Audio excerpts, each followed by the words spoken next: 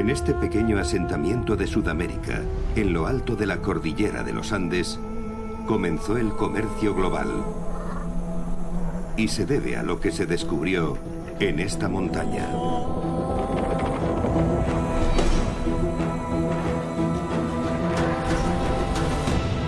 La plata más pura de todo el mundo. En el año 1581 aparece un comprador. A unos 17.700 kilómetros, el emperador de China, el hombre más poderoso de la tierra, decretó que su pueblo debía pagar impuestos en plata. La demanda de plata en China aumentó hasta tal punto que valía más que el oro. Esta serie relata cómo se transformó el mundo cuando la plata del rey de España respondió a las necesidades tributarias del emperador de China. Esta es la historia de cómo China lideró el nacimiento del comercio mundial hace más de 400 años. Era la primera vez que el mundo entero participaba en una red de comercio conjunto, y la plata era lo más importante. La plata convirtió a los emperadores chinos en los hombres más poderosos de la tierra, y a este empresario en el hombre más rico del mundo. En gran parte, la revolución industrial estadounidense se debió a un comerciante chino. Los artesanos chinos crearon hermosos objetos de plata codiciados en todo el mundo. En el siglo XVIII ya se admiraban estas maravillosas obras de arte. Los hilos son tan finos que parecen cabellos. El comercio de la plata en China impulsó el crecimiento de muchas ciudades, desde Boston a Hong Kong, de Shanghái a Sevilla, pero también sentó las bases de la futura destrucción de China y condujo a una guerra contra las potencias occidentales. Los británicos querían una guerra y la tuvieron. China entró en lo que se conoce como el siglo de la humillación, un periodo en el que perdió el control de sus asuntos exteriores. Pero China continuará obsesionada con este metal tan preciado. Solo confiaban en la plata. Era como una religión en China. La plata es el oro de China. Esta serie muestra cómo la plata cambió la historia de China y del mundo. Es como tener un trozo de historia en la mano. Imperios de plata.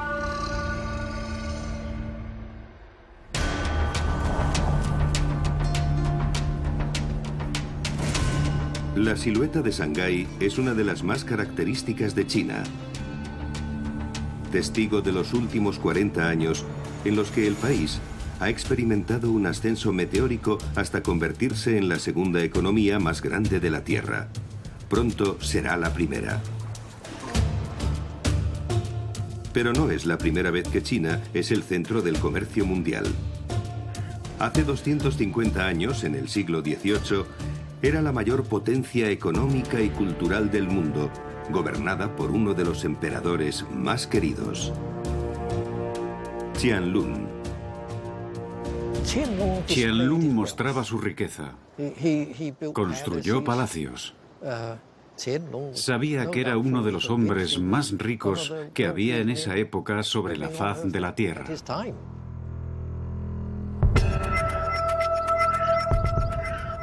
El país ocupaba una posición dominante en el comercio mundial porque a todo el mundo le gustaba la porcelana y la seda de China, y pagaban generosamente por esos artículos de lujo con lo único que ellos querían: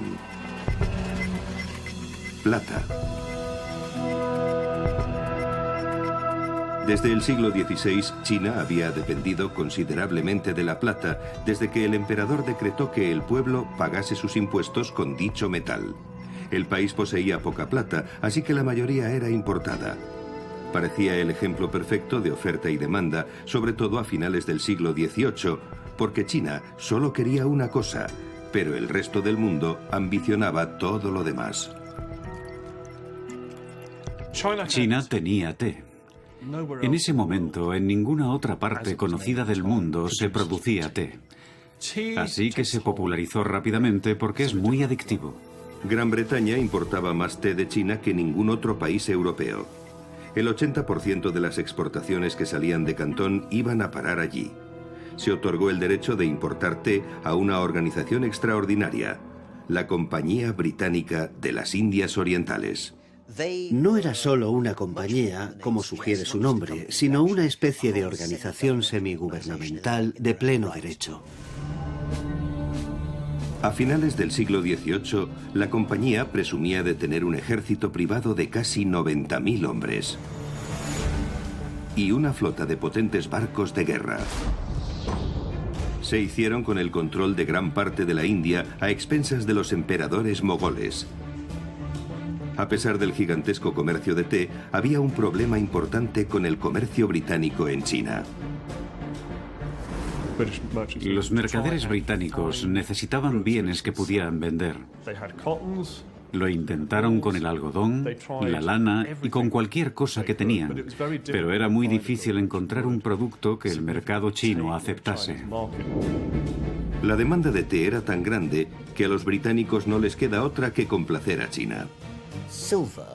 Mientras buscaban productos con los que poder comerciar con China, las arcas de plata de la Compañía de las Indias Orientales se estaban vaciando.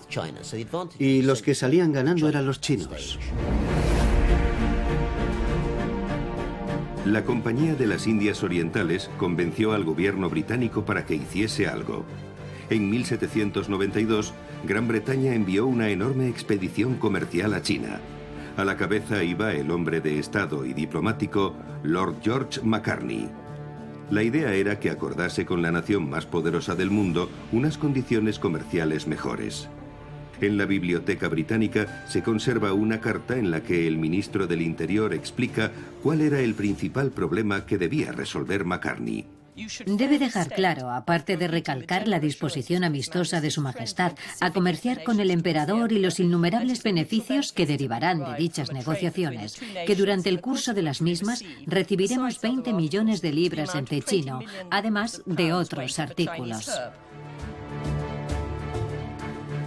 En lugar de pagar el té con lingotes de plata, Gran Bretaña quería persuadir al emperador Qianlun de que a cambio adquiriese productos británicos. Pero no solo pretendían aumentar sus ventas. Macartney tenía que convencer al emperador para que le dejase establecer una base comercial en China.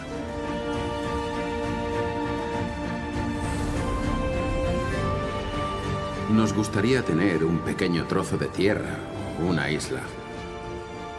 No queremos un fuerte ni ningún tipo de defensa.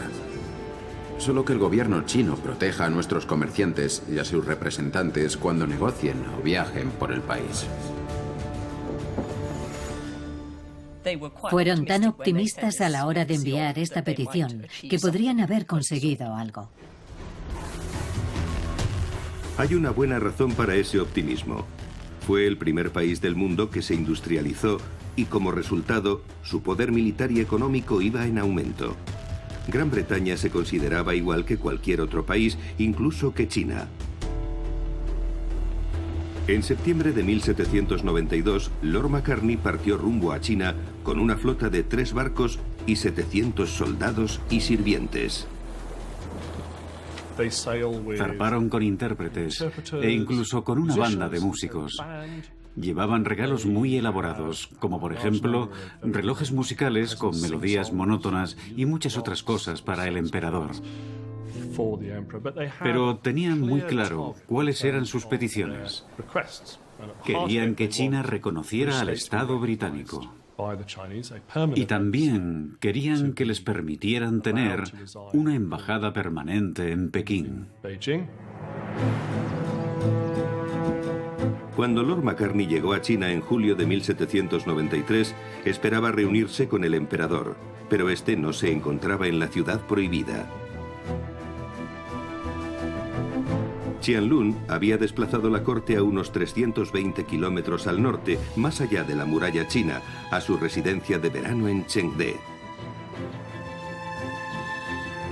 Casi un año después de haber zarpado de Inglaterra, Macartney aún seguía esperando para reunirse con el hombre más poderoso de la Tierra. En ese momento, el emperador Qianlun llevaba casi 50 años en el trono, rondaba los 80 y era uno de los emperadores más importantes de toda la historia de China. Había ganado muchas guerras y expandido el territorio chino hacia Asia Central. Estaba muy orgulloso de sus logros personales. Macartney decía que había venido para felicitar al emperador Qianlun por su 80º cumpleaños. Cuando Qianlun se enteró, pensó que su imperio debía tener una gran reputación fuera de sus fronteras, ya que venían desde tan lejos para felicitarlo por su cumpleaños y para rendirle tributo. Macartney tuvo que hacer cola junto con el resto de embajadores procedentes de tierras lejanas que venían al imperio de Qianlun. El emperador los iba recibiendo uno a uno, pero no en palacio, sino en una tienda de campaña. Este lugar se conoce como el Jardín de los 10.000 árboles. Como veis, hay muchos árboles y ni un solo edificio. Cuando el emperador Qianlun recibió a Macartney, tampoco había edificios. Lo recibió en una tienda como la que hay ahí detrás. Aquí no había palacios.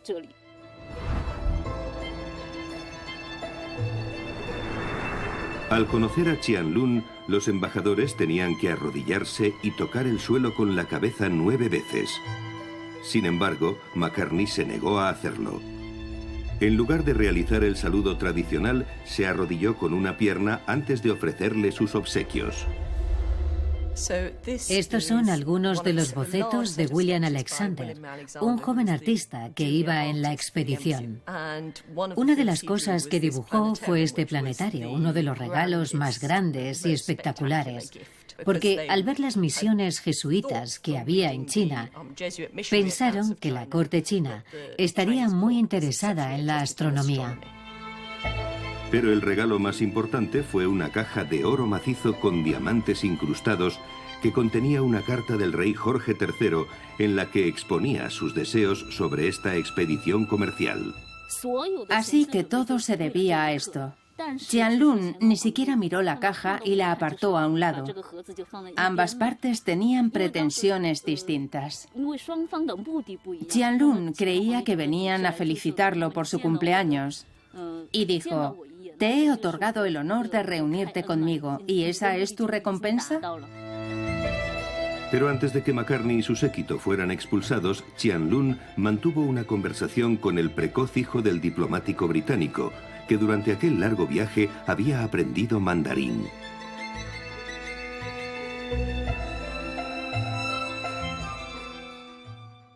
Cuando se reunieron con el emperador, este preguntó: ¿hay alguien entre los presentes que hable chino? Y señalaron a ese chico. El emperador dejó que se acercase hasta él e intercambiaron unas cuantas palabras. A Qianlun le gustó aquel niño, cogió una bolsita que tenía guardada y se la dio. La amabilidad de aquella misión no sirvió de mucho. Tradujeron la carta de Jorge III a Qianlun, pero la respuesta del emperador fue extremadamente despectiva.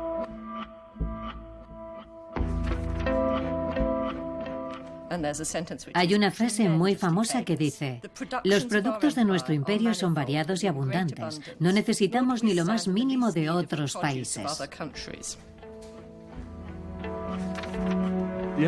La misión fue un fracaso absoluto. Los Qing no iban a reconocer a los británicos como iguales. El emperador Qianlun no era un simple gobernante, él era el hijo del cielo. Ese tal Jorge III, del que hablaba Macartney, en realidad no era más que un subordinado a los ojos del emperador. Por desgracia, los emperadores de la dinastía Qing cada vez se sentían más seguros de sí mismos. Qianlun, al igual que muchos grandes emperadores en la historia de China, se consideraba el rey del mundo entero. Qianlun rechazó todas las peticiones británicas. Y peor aún, advirtió a Jorge III de que usaría la fuerza si los barcos británicos intentaban comerciar en alguna otra parte que no fuese Cantón, el único puerto chino abierto al exterior. De modo que la expedición se fue por donde había venido. Tuvieron que volver sobre sus pasos, y el emperador Qianlong ordenó desplegar el ejército de camino al sur para que los británicos lo viesen. De esa manera, les podría demostrar que los Qing contaban con una gran fuerza militar y que podrían con ellos. Creo que todo el mundo se daba cuenta de que Qianlong y sus consejeros no eran ningunos idiotas.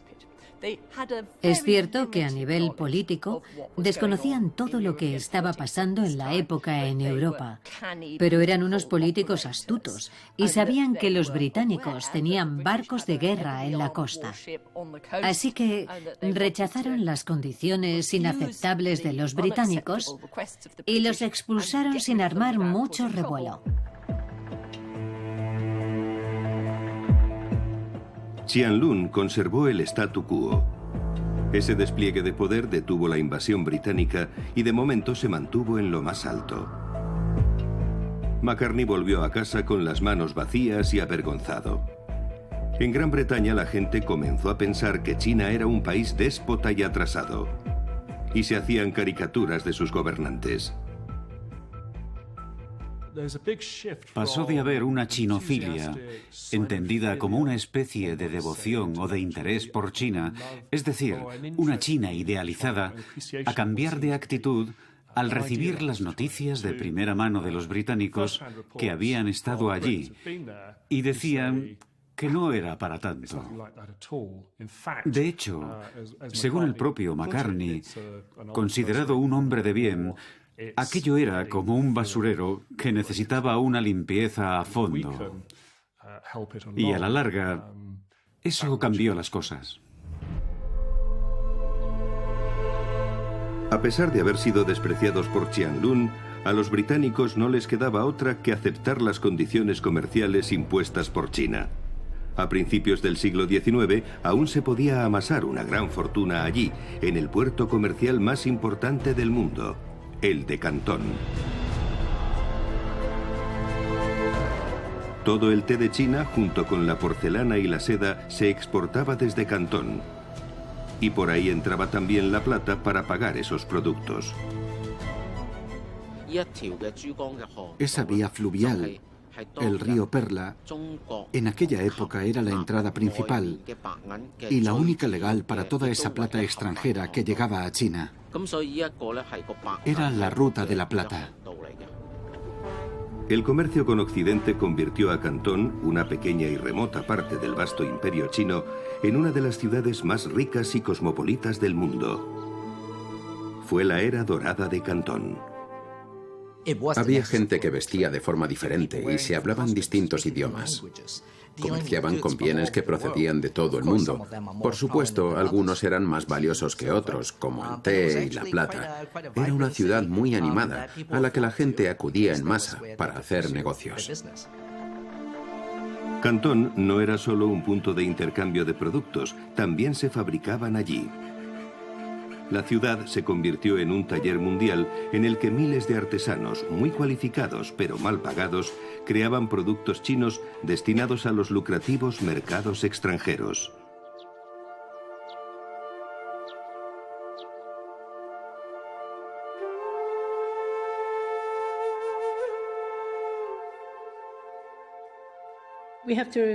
Hay que tener en cuenta que a finales del siglo XVIII en Europa no se fabricaba porcelana fina y tenía que depender de China.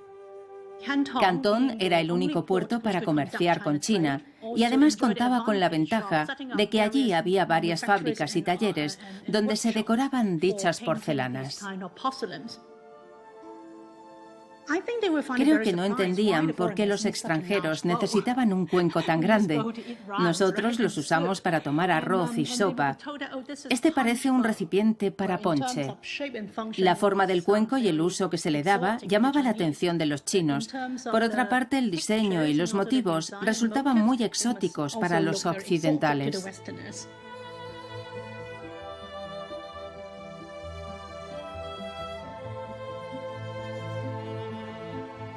Cantón también era la cuna de una artesanía emergente que arraigó en el extranjero. Muchos talleres fabricaban objetos de plata para los mercados y gustos occidentales. Hubo un periodo de tiempo en el que prácticamente nadie sabía cómo era China. Todo el mundo sentía una enorme fascinación e interés por ese país que nadie había visitado.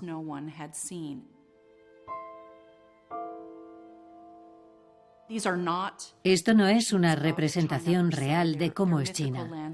Son paisajes míticos con bestias fantásticas, plagados de pagodas, barcos, hermosas flores y ciruelos. El asa es un fabuloso dragón.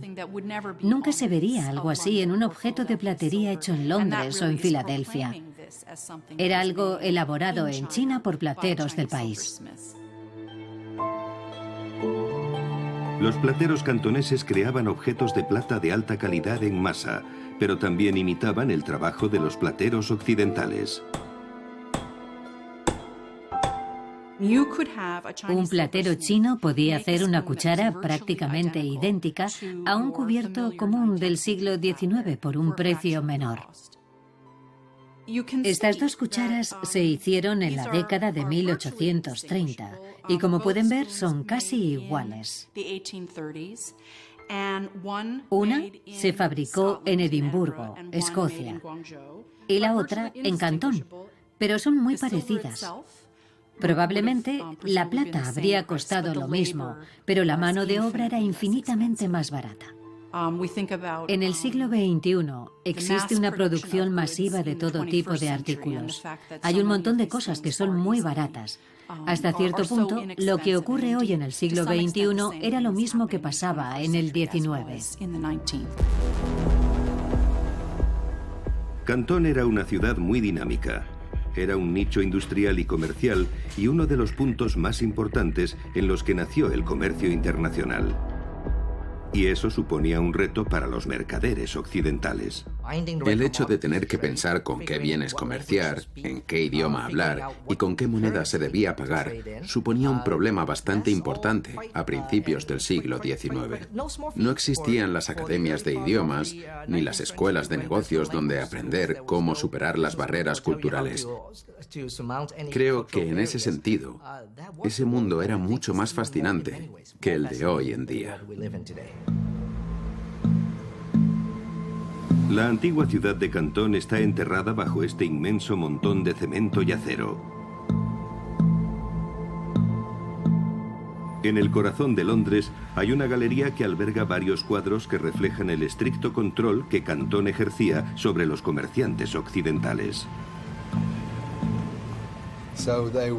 Aquí se les ve navegando por el río, pero no más de 300 metros. Era todo lo que se podía recorrer para hacer ejercicio. Si te fijas, se ve a 4 occidentales remando. De vez en cuando visitaban los jardines o algunos templos al otro lado del río, pero normalmente estaban ahí atrapados. Esta pequeña zona, a las afueras de las murallas de Cantón, era conocida como las 13 fábricas.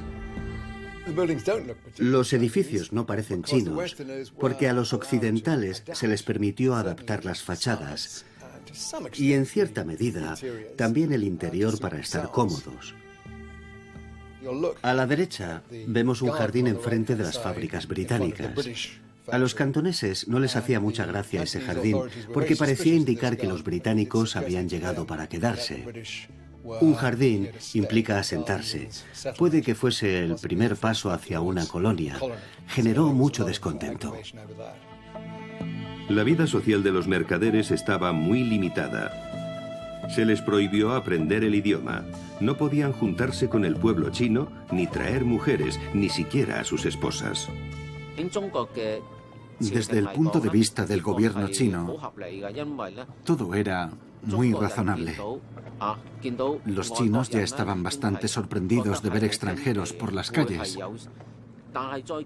Y si encima había mujeres, eso sería un caos. Aún así, los comerciantes extranjeros podían ganar una fortuna, de modo que valía la pena soportar aquellas restricciones. Recluidos en lo que se conoció como el Gueto Dorado, intentaban sacar el máximo partido a sus vidas. Sabemos que bebían y comían muy bien. Y también disfrutaban todo lo que podían de los pequeños placeres que les ofrecía la vida en China. Había unos botes que eran burdeles de clase alta.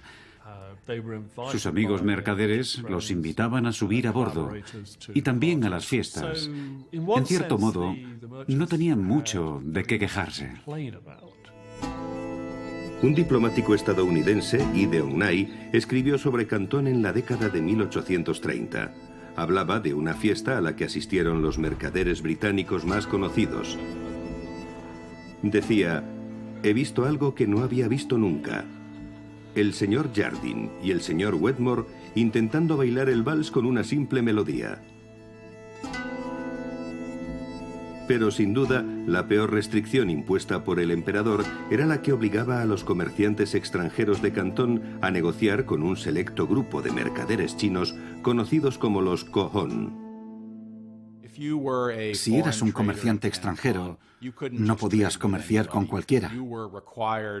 La dinastía Xin te exigía que lo hicieras con alguno de entre los 8 o 12 hombres llamados los mercaderes de Hong, que tenían la enorme responsabilidad de gestionar todo el comercio internacional del imperio chino.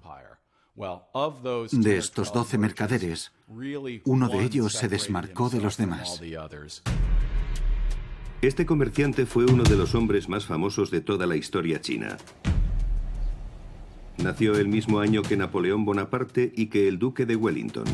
Este empresario prosperó durante una época de grandes cambios a nivel mundial gracias al aumento del comercio y se convirtió en el hombre más rico del mundo.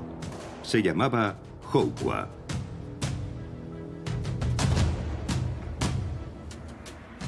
Hou Qua era bajito. No parecía tan rico como realmente era.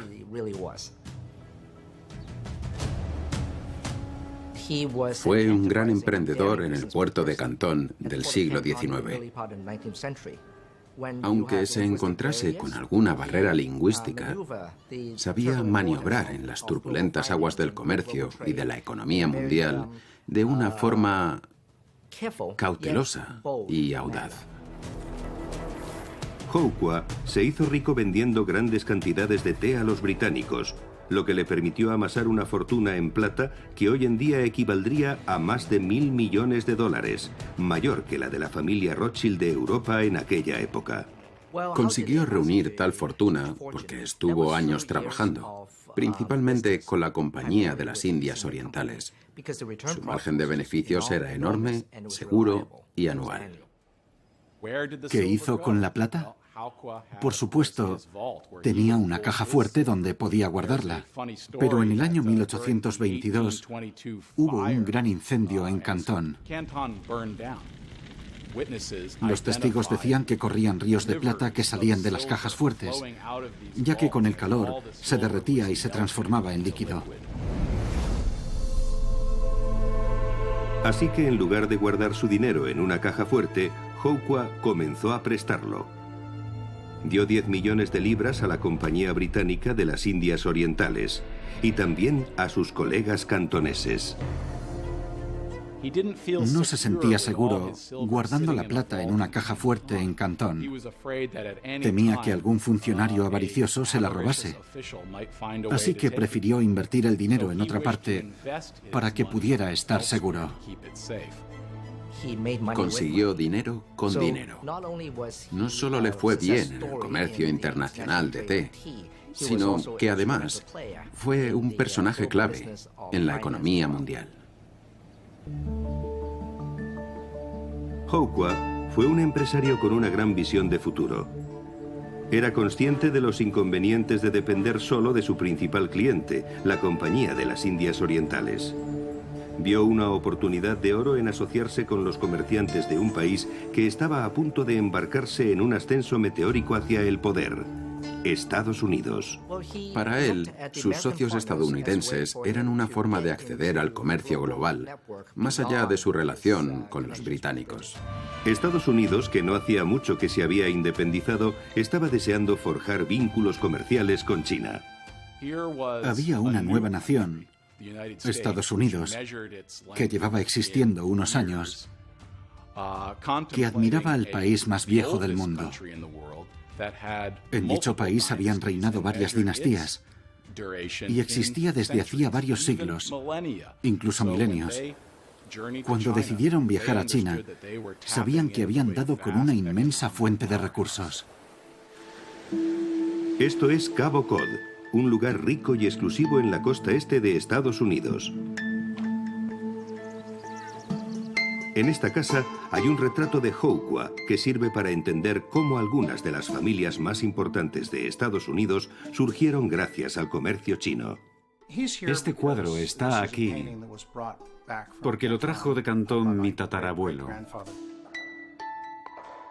Warren Delano II era un conocido comerciante estadounidense que amasó una gran fortuna en China. No sabemos la cantidad exacta, pero habrían sido como mínimo unos $100.000 o puede que más. Eso equivale a 20 millones de dólares hoy en día. El dinero hizo que su familia fuera una de las más importantes de la historia estadounidense. El nieto de Warren Delano fue Franklin Delano Roosevelt, el presidente de Estados Unidos que más tiempo estuvo en el cargo y cuya fortuna familiar estaba relacionada con Houqua. Se le tenía gran estima, era muy honorable, cumplía con sus tratos de forma puntual, fijaba las condiciones y nadie le tomaba el pelo. Tenía muy buenas relaciones con los bostonianos. En Cantón, sus socios estadounidenses tuvieron el privilegio en alguna ocasión de echar un vistazo a la espectacular residencia de Houqua cuando los invitaba a algún banquete. El tatarabuelo de Fred Grant, Warren, y el hermano de Warren, Edward, fueron testigos de su exquisita hospitalidad. Hoy hemos cenado por todo lo alto a las 4 en punto. Houqua, el mercader de Hong, ha organizado una cena al estilo chino. Constaba de 15 platos, entre ellos una sopa de ave, aletas de tiburón y huevos de paloma. Hemos tardado 3 horas en cenar. Hacía muchos años que Houqua no organizaba una cena en su casa y puede que no lo vuelva a hacer. Con un banquete como ese, Houqua estrechaba sus lazos con los estadounidenses. Su relación era tan buena que confió parte de su fortuna a sus socios comerciales más cercanos para que la invirtieran allí en su nombre. La inversión de su capital supuso un punto de inflexión en la historia de Estados Unidos. Se puede decir que Houqua ayudó a construir Estados Unidos. Invirtió su dinero en ferrocarriles, fábricas y minas de carbón, lo que contribuyó al desarrollo del país. Gran parte de la revolución industrial estadounidense se debió a este comerciante chino que vivía en Cantón a principios del siglo XIX. Hoy en día se teme a las inversiones chinas. Y muchos estadounidenses se preguntan si la economía china tiene demasiada influencia sobre las empresas estadounidenses. Bueno, lo que no saben es que lo que ocurre hoy en día se debe en gran medida al comercio chino que comenzó hace más de 100 años.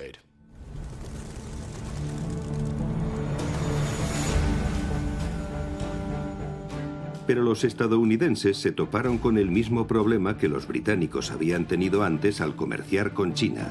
Les costaba encontrar algo que los chinos quisieran comprar.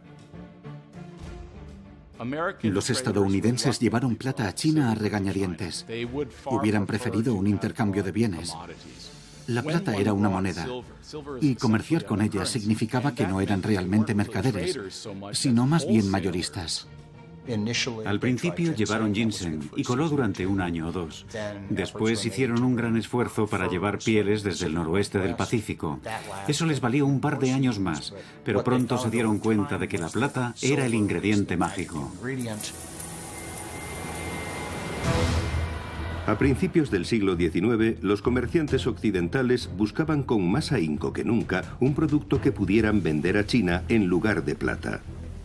Encontraron algo que estaban convencidos de que les gustaría.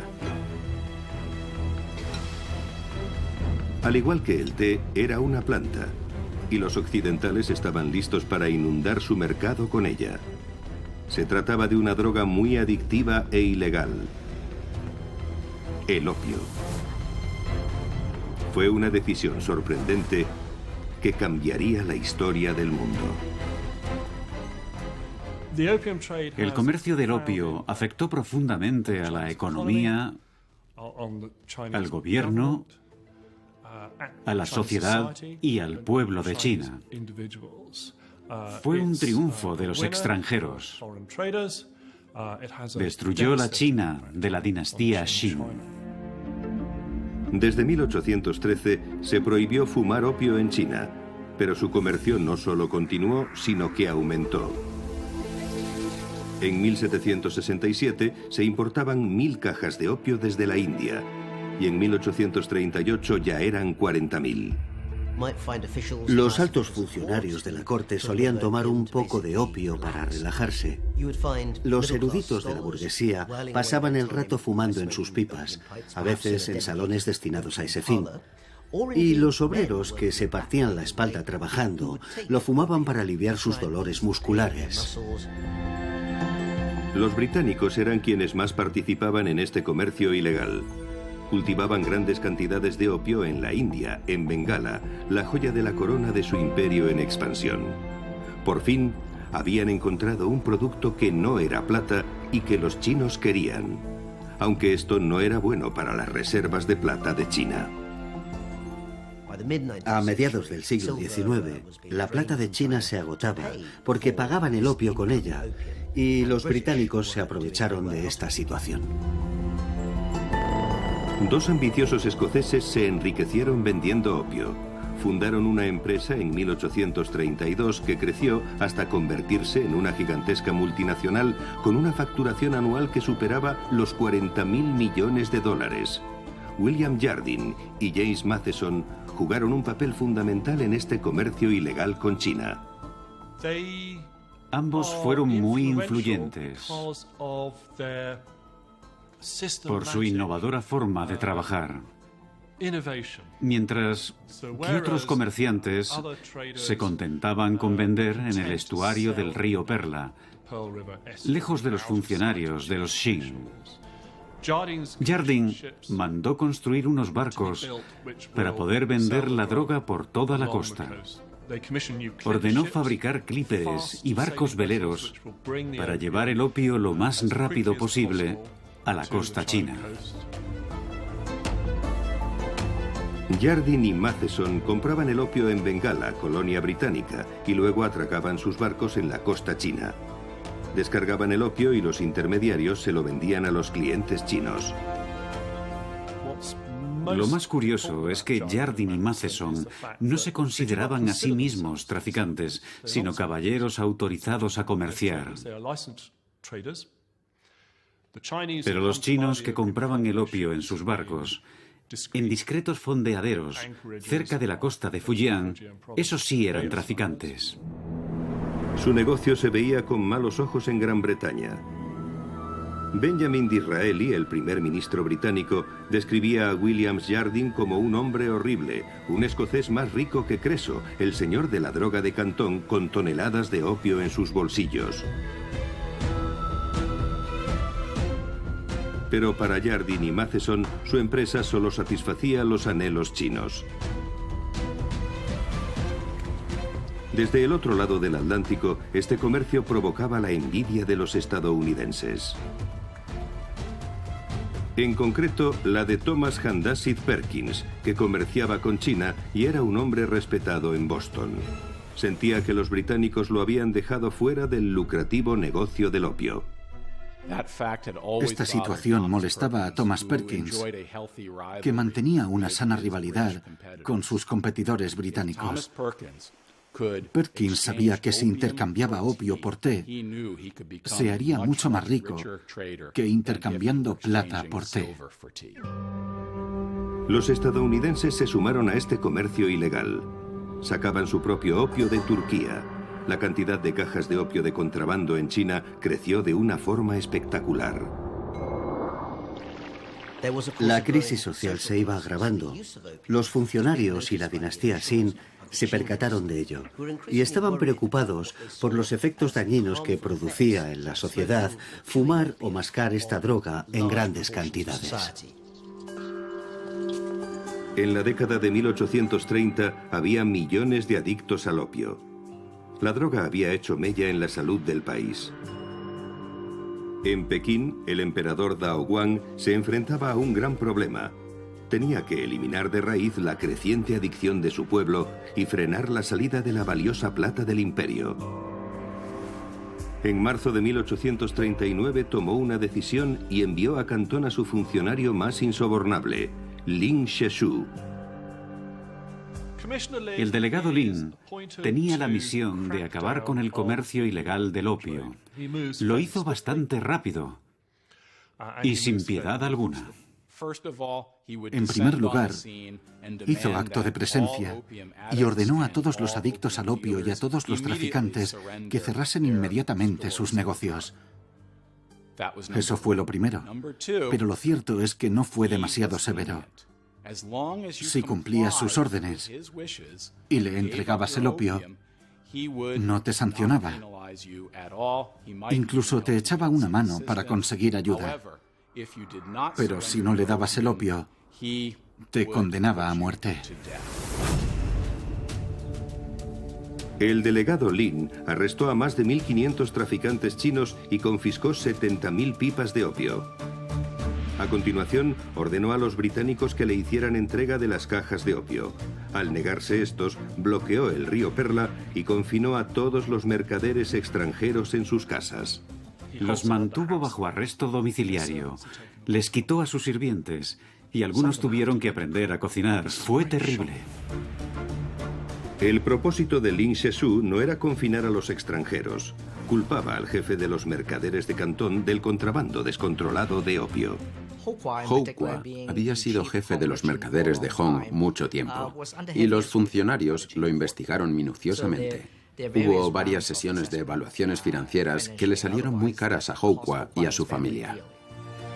Durante esta tensa tregua, Hou Qua vivió bajo orden de decapitación. Durante ese tiempo, uno de sus socios estadounidenses, Robert Bennett Forbes, en una carta a su esposa, reflexionaba abiertamente sobre la naturaleza lucrativa y moral del comercio del opio. Las autoridades locales saben que la importación de opio ha aumentado gradualmente hasta llegar a 50.000 cajas, lo que equivale a casi 15 millones de dólares. Se vende fácilmente a cambio de efectivo. 15 millones de dólares es una gran suma de dinero.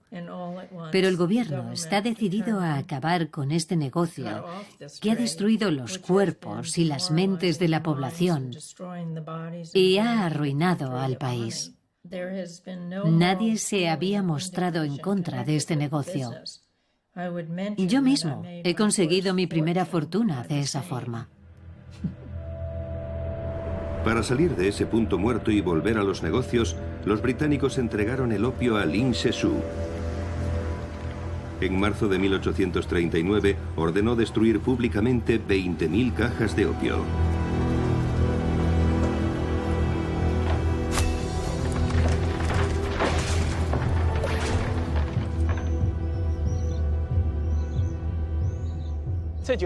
Lin Sheshu destruyó el opio en estas piscinas.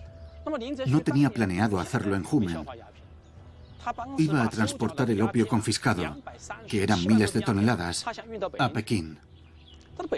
Pero la ciudad estaba muy lejos y podrían robar las 20.000 cajas por el camino. Así que el emperador Daoguang dijo: no llevéis el opio a Pekín, destruidlo en Humen. Cuando lo vayáis a hacer, avisad a los habitantes y a los comerciantes extranjeros de Cantón para que lo vean.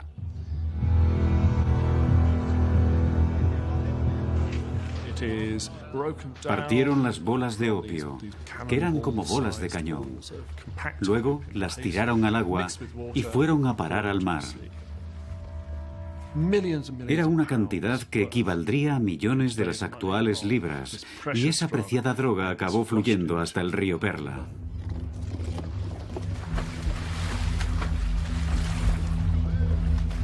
En cierto modo, Lin Se-soo era un hombre amable y humano. Se dio cuenta de que cientos de narcóticos estaban yendo a parar al agua. Así que rezó una oración por los peces y demás animales acuáticos para que sobrevivieran a esa afluencia repentina de drogas en su entorno. Luego envió una carta a la reina Victoria, reprendiéndola por permitir que sus comerciantes vendieran en China esa droga. El hecho de que tiente al pueblo de China a comprar esa droga demuestra que no le preocupa la vida de los demás. Le da igual el daño infligido, solo codicia el dinero. Su Majestad no debe volver a permitir que ese veneno exista ni en el cielo ni en la tierra. Lin Se-soo pensaba igual que lo hacía Confucio y creía que amonestando a la monarca extranjera, ésta aprendería de sus errores y Gran Bretaña dejaría de comerciar con opio, pero parece que no fue así. En vez de eso, por haber destruido el opio, los británicos exigieron una compensación. Los chinos se negaron y ellos se lo tomaron como un insulto. Los dos mayores comerciantes de opio de Cantón, William Jardine y James Matheson, estaban furiosos. Publicaron folletos por todo el país y hablaron con gente que podría presionar al Parlamento. Estaban convencidos de que un enfrentamiento breve pero intenso resolvería el problema con China y obligaría a la dinastía Qing a aceptar una nueva realidad en la que Gran Bretaña ostentaría el poder mundial. Un mundo en el que se tomaría en serio a los británicos y se les permitiría comerciar. El ministro británico de Asuntos Exteriores, Lord Palmerston, no necesitó que lo convencieran. Su grito de guerra fue: démosle a China una buena paliza y excusémonos después. Los británicos querían una guerra y la tuvieron. En junio de 1840, una flota británica llegó al río Perla. China estaba segura de que todas sus defensas estaban listas. Preparar toda la costa de China para afrontar un ataque fue una operación importante, pero no eran conscientes de la magnitud del mismo. El fuerte de Weiyuan fue diseñado para albergar cañones que defendiesen este lugar y de ese modo evitar que los barcos de guerra extranjeros cruzaran la barrera de defensa y pudiesen entrar en Cantón.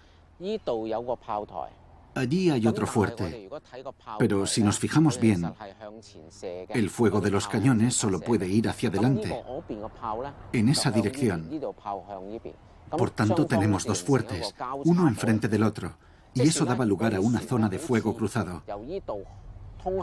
Si un barco pasaba por ahí, como ese que vemos allí, yendo en esta dirección, sufriría un violento ataque. Pero China no se dio cuenta de que a principios del siglo XIX Gran Bretaña había cambiado. Ya no era el país que tuvo que arrodillarse ante el emperador chino para darle sus regalos. Había salido triunfante de las guerras napoleónicas y ahora quería conquistar ese imperio. A pesar de que la población británica era 30 veces menor que la de China, el gobierno británico recaudaba los mismos ingresos anuales que el emperador chino. Se movían impulsados por el carbón, el nuevo material que surgió de la revolución industrial. Los barcos de guerra que llegaron a la costa de China eran muy distintos de los viejos veleros que tenían hace 100 años. También llevaban armas muy precisas. Los británicos habían dado un salto cualitativo respecto a la cantidad de violencia que estaban dispuestos a infligir a los que se pusieran en su contra.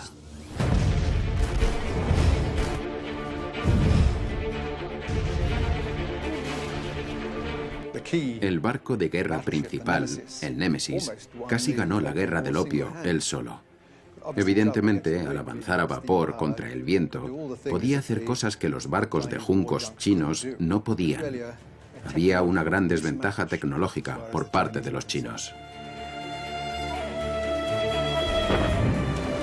El ataque en los puertos de China fue implacable. Los barcos británicos estaban muy bien armados y maniobraban mejor. Cuando llegaron a tierra, también contaban con otra gran ventaja técnica.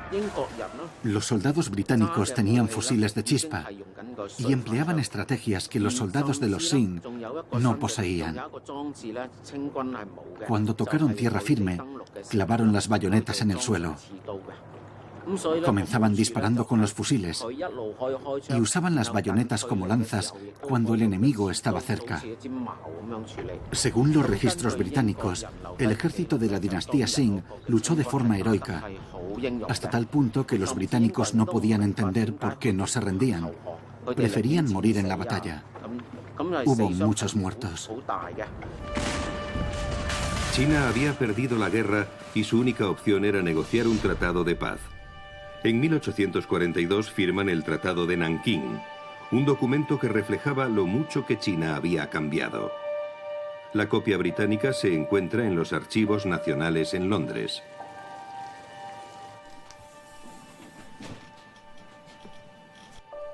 Tratado.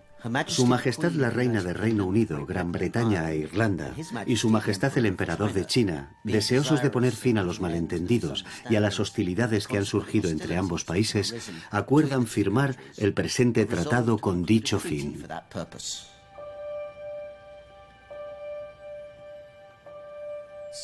Aunque la redacción del tratado parece pacífica y amistosa, viene a decir que a partir de ahora China tendrá que hacer lo que digan los británicos. El tratado logró que se aceptasen las peticiones británicas de la expedición de Macartney de 1792 y otras que habían sido denegadas por el emperador chino. Su Majestad el Emperador de China acepta que el personal británico, junto con sus familias y con el propósito de hacer negocios mercantiles, puedan residir sin amonestaciones ni restricciones en las ciudades y pueblos de Cantón, Amoy, Fuyú, Ningbo y Shanghái. Y había una petición aún más importante. Su Majestad el Emperador de China cede a Su Majestad la Reina de Gran Bretaña la isla de Hong Kong, que pasa a ser posesión de Su Majestad británica de forma indefinida y se regirá por las leyes que Su Majestad la Reina de Gran Bretaña considere oportunas. El Emperador de China, que tal vez hasta ahora no había tenido que ceder nada a nadie, fue obligado, bajo la presión de los barcos de guerra, a dejar que la Reina de Gran Bretaña, un país lejano, tomara el control de parte de su territorio para colonizarlo. La oscuridad se cernió sobre Hong Kong, al sur de China. Imaginemos que hubiera sido al revés y que un grupo de barcos de guerra chinos hubiese llegado a finales del siglo XIX al estrecho de Solent y se apropiaran de la isla de Wright. Viéndolo así, entiendes lo indignante que era esa situación para China.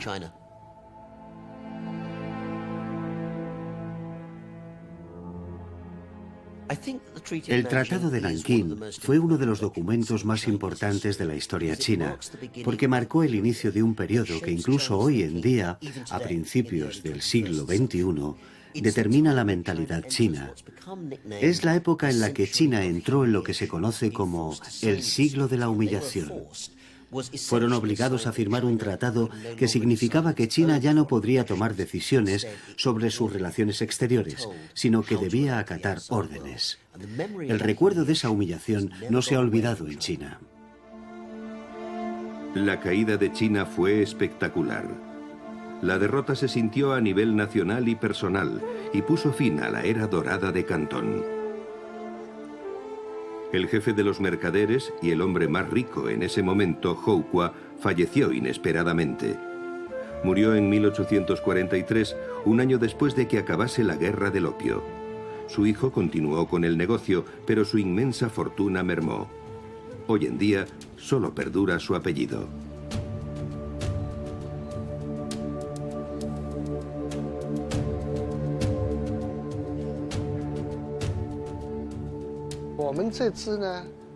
Nosotros descendemos del nieto de Houkwa. Su abuelo fue jefe de los mercaderes de Hong y él vino a vivir aquí, con la familia del hermano de Houkwa, para que pudieran tener un heredero. Es decir, que yo soy pariente de Houkwa y de su hermano.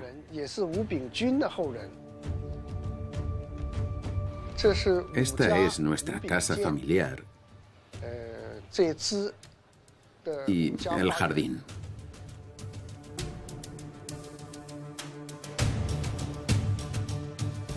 Apenas hay fotos que nos muestren la magnífica residencia de Houkwa y su jardín ornamental. Hoy no queda casi nada.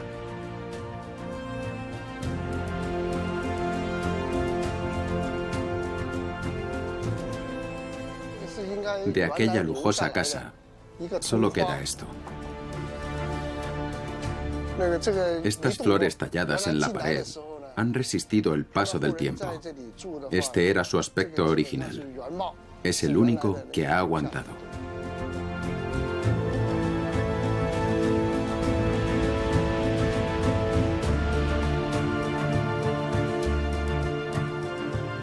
Para los vencedores, la guerra del opio supuso un gran cambio. Hong Kong pasó de ser un trozo de tierra árida en la costa del país a convertirse en una parte esencial del Imperio Británico. En el centro de Hong Kong prosperaba el negocio basado en el opio de Jardine y Matheson.